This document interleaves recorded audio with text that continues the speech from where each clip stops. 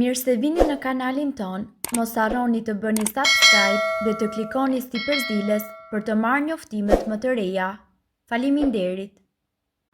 Habit mjeku, ja çfarë duhet të bëjnë 60 vjeçarët që të jetojnë më gjatë, ja disa sekrete.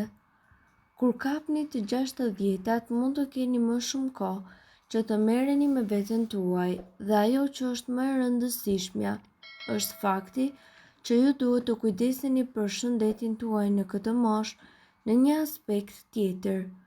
Këtu ju do të gjeni disa këshilla që duhet t'i zbatoni për një jetë më të gjatë dhe njëkohësisht më të shëndetshme.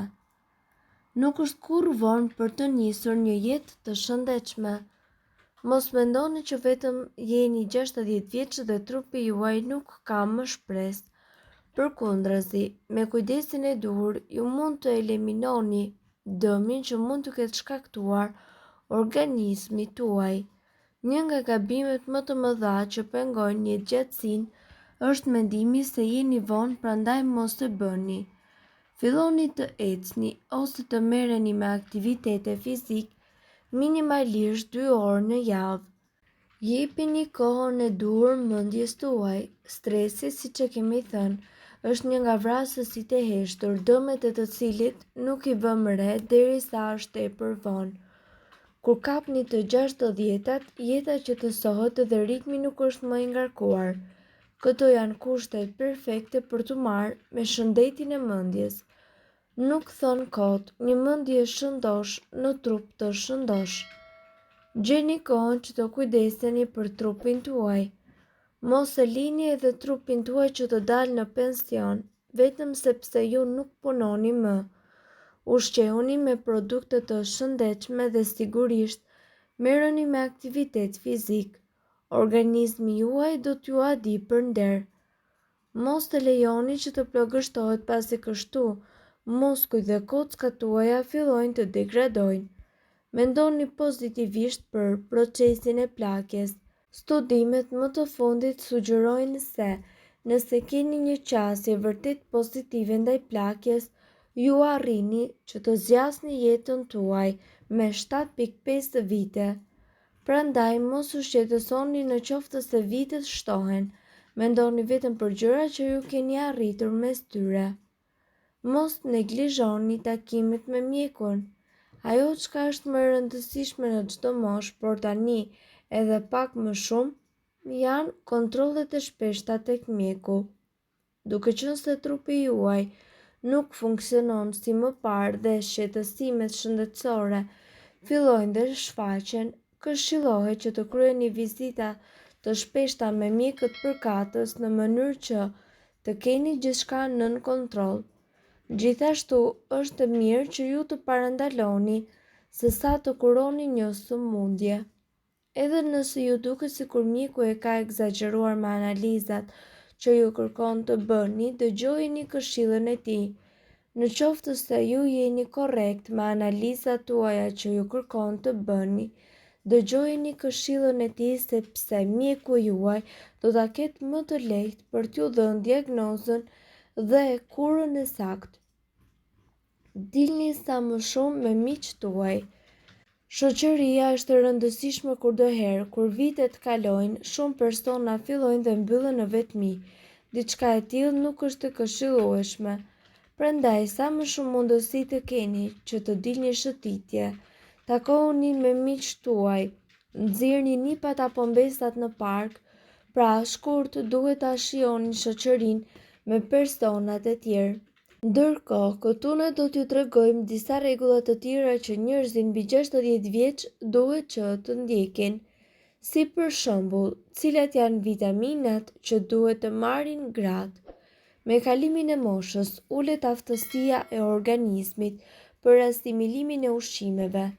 Sipas disa studimeve të kohëve të fundit, një pjesë e madhe e personave të thyer ka mungesë vlerash ushqimore, sidomos vitaminash B, potasi, kalciumi, hekuri dhe ata të cilët dalin rrallë nga shtëpia, vitamina D. Mos e lini pas dore ushqimin, sidomos kur gatuani për vete. Mundohuni të evitoni sa më shumë që të jetë mundur ushqimet e përpunuara dhe hani sa më shumë ushqime integrale, fruta, peshk të yndyrshëm, arra dhe gjithashtu fara dhe perime jeshile. Rrisni nivelin e organizmit nëpërmjet arrave. Është i këshillueshëm edhe përdorimi i suplementeve të ekuilibruar me vitamina dhe minerale.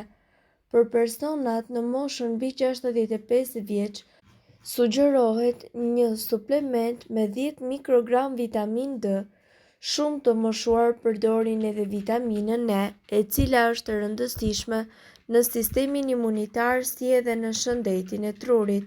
Sipas një numri studimesh të kohëve të fundit, rezulton se vitamina E përmirëson sistemin imunitar të të moshuarit.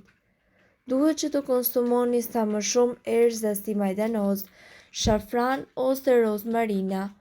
Për shkak se kripa mund të kontribojë në presionin e lartë të gjakut, doktorët sugjerojnë kufizimin e kripës sa më shumë që të jetë mundur. Në vend të kripës, ata sugjerojnë që ju t'i shijoni ushqimet me sa më shumë erëza. Fasole. Sipas nutricionistëve, fasolet janë një mundësi e shkëlqyer për njerëzit mbi 50 vjeç. Fasolet janë një burim i shkëlqyer i fibrave si edhe i proteinave me bazë bimore. Fibrat gjithashtu janë një lëndë ushqyese kryesore për shëndetin e zemrës, menaxhimin e diabetit, sheqerit në gjak dhe në kontrollin e peshës. Gjizë me pak yndyrë.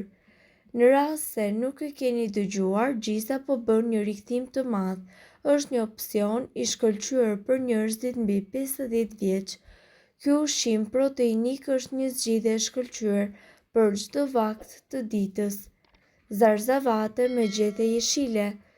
Zgjidhni nga zarzavatet tuaja të preferuara me gjethe jeshile spinaqin, lakrën jeshile dhe madje edhe brokolin.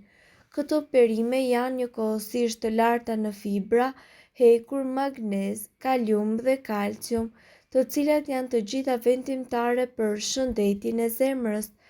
Zarzavatet me gjethe janë gjithashtu të ulta në karbohidrate dhe kalori, duke i bërë ato një shtesë të shkëlqyer për dietën, nëse po përpiqeni të menaxhoni peshën dhe sheqerin në gjak.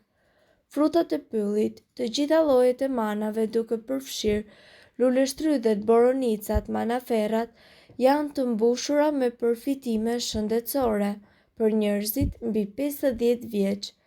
Sigurisht, sipas informacioneve, këto fruta janë të pasura me antioksidantë të cilët ndihmojnë në zbutjen e inflamacionit dhe japin trupit veti kundër sëmundjeve të këqija. Salmon. Salmoni është një ushqim kryesor për njerëzit mbi 50 vjeç për shkak të përmbajtjes së tij omega 3. Frutat e thata, bajame, arra, farat e liri dhe farat chia janë të pasura me ynyra të shëndetshme për zemrën, fibra dhe lëndë ushqyese thelbësore.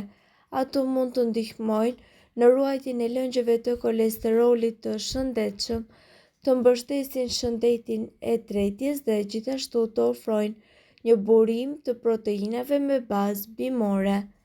Drithat integrale gjithashtu janë një tjetër mundësi e shkëlqyer për personat mbi 50 vjeç. Mirëpo duhet të dini, informacionet në këtë video kanë për qëllim të plotësojnë dhe të mos zëvendësojnë këshillat e mjekut tuaj dhe nuk kanë për qëllim të mbulojnë të gjitha përdorimet e mundshme, masat paraprake, ndërveprimet ose efektet negative. Informacionet në këtë video mund të mos i përshtaten rrethanave tuaja shëndetësore, prandaj para përdorimit konsultohuni me mjekun tuaj. Nëse doni të dëgjoni videot tona që ne postojmë çdo ditë, kliko subscribe. Ju ftojmë gjithashtu të bëni like në videot tona nëse i keni dëgjuar dhe pëlqyer ato. Faleminderit që e pat videon ton. Shpërndajeni këtë video në profilin tuaj në mënyrë që të informohen edhe shokët tuaj. Faleminderit.